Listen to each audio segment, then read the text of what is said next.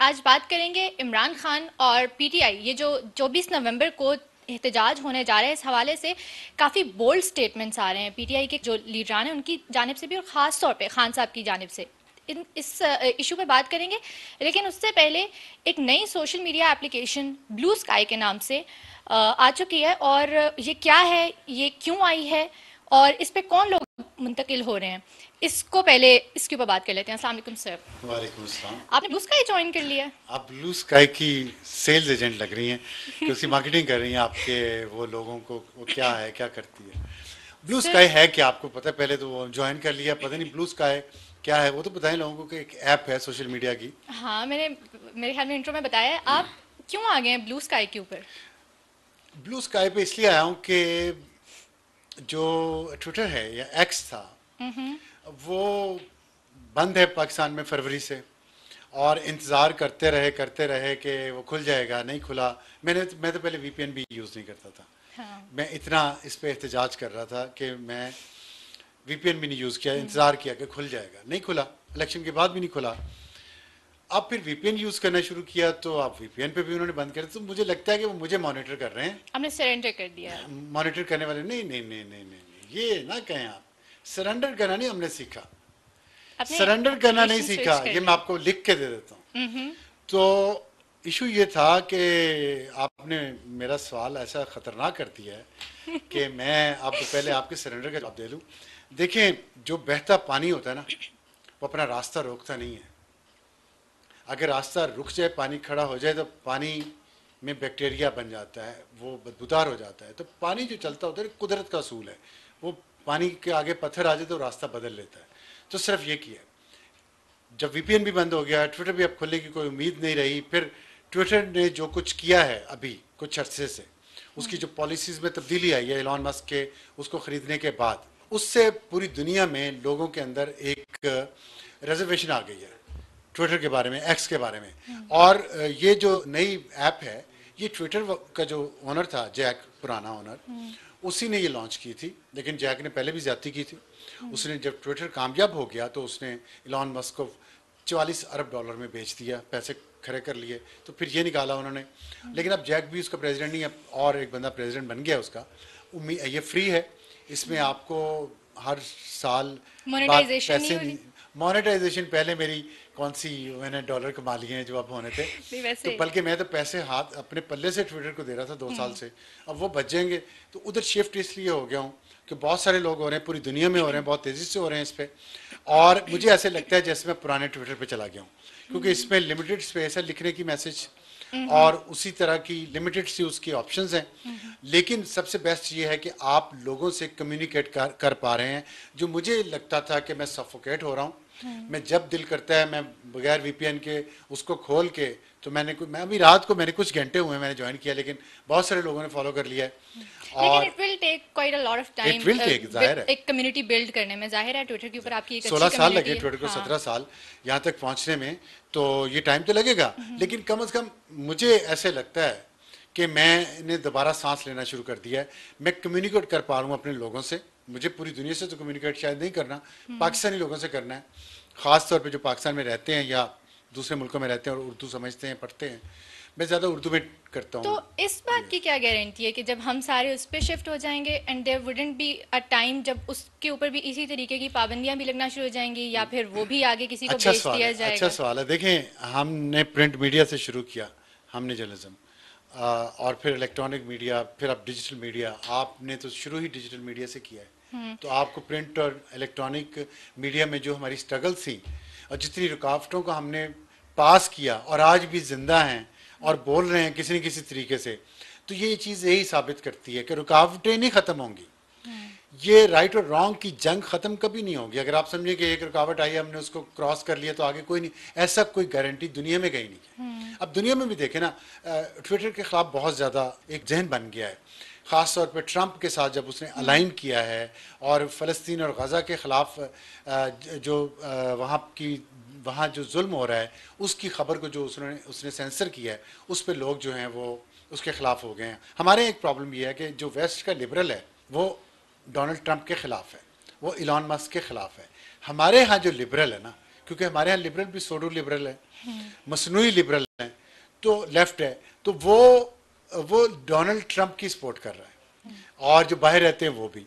तो उनके लिए तो मास्क ठीक है, लेकिन मेरा ख्याल है कि जितना मुझे अच्छा रिस्पांस इस पे ब्लू स्काई पे मिला है कुछ घंटों में, मुझे पिछले 8-10 महीनों में ट्विटर पे इतना रिस्पांस नहीं मिला। हाँ, X जाहिर पे। है उसकी, तो क्योंकि उसकी रीच नहीं हाँ, है, restricted खोलना है बहुत। मुश्किल है उस पर, तो एक फ्रस्ट्रेशन होती थी। तो ठीक है, अब इस पे लोग आ रहे हैं, कुछ अरसे बाद ये बंद करना पड़ जाएगा, इस पे भी VPN लगाना पड़ेगा। इससे और पहले कोई और देखिए, साइंस से नहीं लड़ सकते आप, ये समझा रहा हूँ, यही समझा रहा हूँ पाबंदियां लगाने वालों को।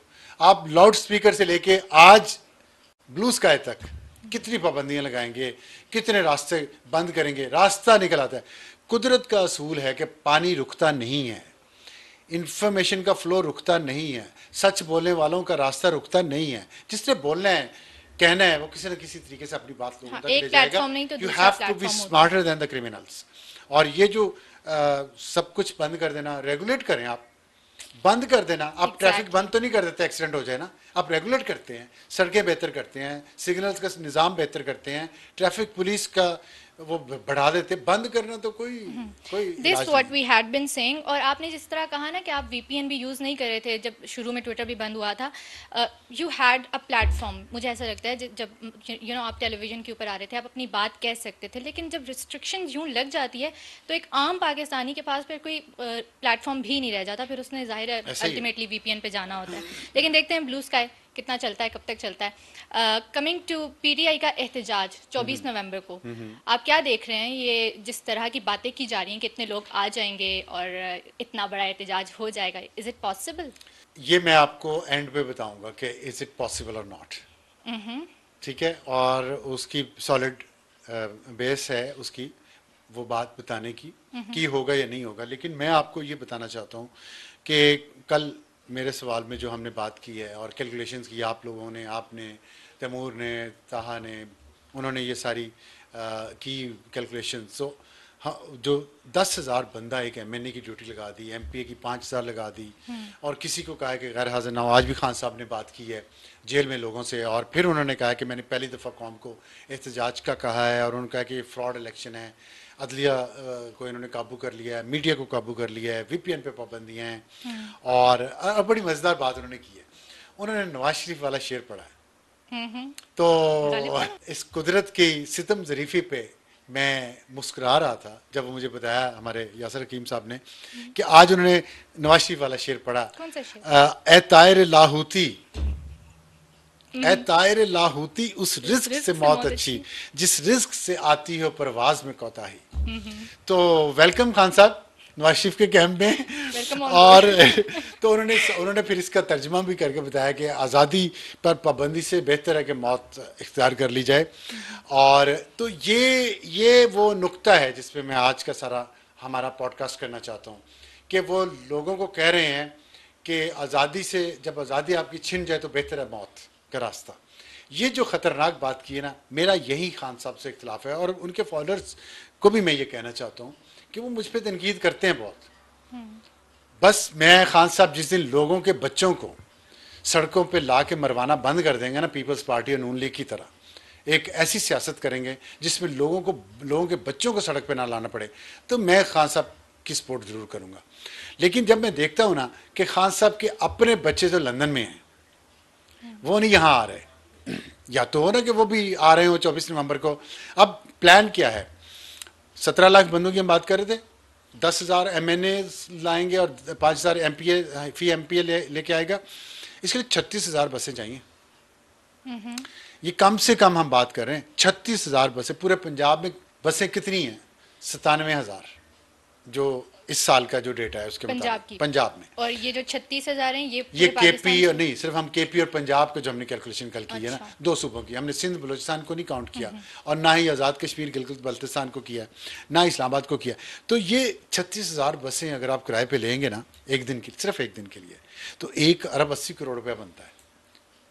ये कहाँ से इतना पैसा आ रहा है? ये जो लोगों को अपीलें की जा रही हैं कि आप चंदा दें, तो ये पैसे वहाँ से आ रहे हैं या कहीं और से आ रहे हैं?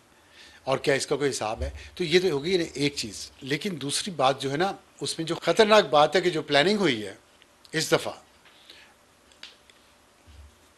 उसमें दो दो पहलू मद्देनजर रखे जा रहे हैं। एक तो ये कि पीटीआई की लीडरशिप जो है इस वक्त मौजूदा लीडर जो बाहर है, खान साहब के अलावा और उनकी बहनों के अलावा, मेरी बात को ज़रा गौर से सुनिएगा, खान साहब के अलावा और उनकी बहनों के अलावा जितनी लीडरशिप है बाकी की, वो नहीं चाहती थी कि 24 नवंबर को हम एहतजाज के लिए इस्लामाबाद जाएं। खान साहब और बहनों के अलावा? जी। अच्छा, इससे ज़्यादा इस मेरा मुस्कुराहट के पीछे कुछ है, ठीक है, चलिए मैं इससे ज़्यादा ना कहूँ तो बेहतर रहेगा मेरे ख्याल में। तो वो नहीं चाहते थे कि, वो चाहते मफाहमत हो, ठीक है, वो नहीं चाहते थे कि सड़कों पे लोगों को लाया जाए, क्योंकि बार बार कॉल्स दी गई लोगों को, वो फेल हो गई। पैसा लगता है, एफर्ट लगती है, पूरा शोर मचा रहता है, सारे काम ठप हुए पड़े हैं खैबर पख्तूनख्वा में, लोगों का कोई काम नहीं हो रहा, ज़िंदगी उनकी मुश्किल हो गई है, लॉ एंड ऑर्डर की सिचुएशन बहुत ख़राब है, सेहत की, टीचर्स स्ट्राइक पे हैं, 1 लाख टीचर्स जिनको कहा जा रहा है कि आप हमारे साथ इस्लामाबाद चलें तो हम आपके मुतालबात मान लेंगे। देखें ना ब्लैकमेलिंग कैसे हो रही है कि उनकी तनख्वाहें तब बढ़ाई जाएंगी। तो ये सब क्यों किया जा रहा है? इसलिए कि लोग बाहर नहीं निकल रहे। तो अब उन्होंने, एक तो ये है कि कोई फेस सेविंग मिल जाए किसी तरीके से, और वो ये जो 24 नवंबर का एहतजाज है ये मुलतवी हो जाए, एक कोशिश तो ये है। अच्छा जी, और इस पे काम हो रहा है, बातचीत हो रही है, इस पे काम हो रहा है। अब मसला ये है कि खान साहब और उनकी बहनें नहीं मान रही। खान साहब कह रहे हैं ऐसी मुफाहिमत से मुझे क्या फ़ायदा होगा। मेरी बात समझ रही है कि मुझे क्या फ़ायदा होगा, मेरे ऊपर तो केसेस वैसे के वैसे ही हैं। और इसमें एक बड़ा अहम केस है जिसका मैंने जिक्र कुछ दिन पहले किया था। वो केस जो है, अगर आप उस पर सुनवा दें कि मैंने क्या कहा था। ठीक है, एक बार सुन लेते हैं। ठीक। इमरान खान साहब के खिलाफ एक कोई स्ट्रॉन्ग केस है जो कि जिसको रखा जाएगा। ये इशू ये है कि जनरल फैज़ का केस है। अब फील्ड जनरल कोर्ट मार्शल जो होता है ना, उसमें टाइम लगता है, और लेकिन इतना टाइम भी नहीं लगता जितना लग गया है। सर पे लटकती तलवार, बाज हालात में सर पे लटकती तलवार बेहतर होती है कि उस तलवार से वार किया जाए। तो वो सर पे लटकती तलवार जो है ना, वो खान साहब और उनकी डील के ऊपर लटकती रही। तो ये जो उसमें बताया है आपने अभी जो सुनवाया है कि जनरल फैज़ का केस जो है उसका फैसला इसलिए नहीं आ रहा कि उसको पेंडिंग में रखा जा रहा है, ताकि अगर खान साहब मुफाहमत पे राज़ी नहीं होते, इसी डगर पे चलते हैं और जिस पे खान साहब चल रहे हैं, तो फिर इसका फैसला हो सकता है उस वक्त अनाउंस किया जाए। और आज जो 24 नवंबर की तारीख दी गई है ना, इसके पीछे भी एक वजह यही है कि जनरल फैज़ का फैसला आने से पहले खान साहब अपने शो ऑफ पावर करना चाहते हैं, और दूसरी साइड पे हुकूमत और उसकी जो सपोर्ट कर रही है, हाइब्रिड निज़ाम को जो सपोर्ट कर रही हैं चीज़ें, वो भी ये देखना चाहते हैं कि 24 नवंबर को ये कितना अपनी ताकत दिखा सकते हैं। अब उसमें ये हुआ कि ये पीटीआई को कुछ अंदाज़ा हो गया है, खान साहब को भी अंदाज़ा हो गया है कि कुछ अरसे में ये केस का फैसला हो जाएगा। इसीलिए आज सुप्रीम कोर्ट में लतीफ़ खोसा जो हैं, पीटीआई के लीडर भी हैं, एमएनए भी हैं, उन्होंने एक दरख्वास्त दी है सुप्रीम कोर्ट में कि जो मिलिट्री कोर्ट्स में केस का इंट्रा अपील जो उन्होंने मुकदमा किया हुआ है, इंट्रा कोर्ट अपील का मुकदमा, उसको जल्दी सुना जाए और नवंबर के आखिरी हफ्ते में सुना जाए। नवंबर के आखिरी हफ्ते की जो डेट मांग रहे हैं ना, इसका मतलब है कि दिसंबर के पहले या दूसरे हफ्ते में जनरल फैज़ के केस का फैसला होने की पॉसिबिलिटी है। और वो फैसला अगर आया तो उस पर खान साहब जो हैं उनको हो सकता है कि मिलिट्री कोर्ट्स में ले जाया जाए। इसीलिए आज जो अदालत में जो जीएचक्यू हमला केस का है, उसमें उन्होंने फ़र्द जुर्म आयद करने की तारीख भी 25 नवंबर दे दी है।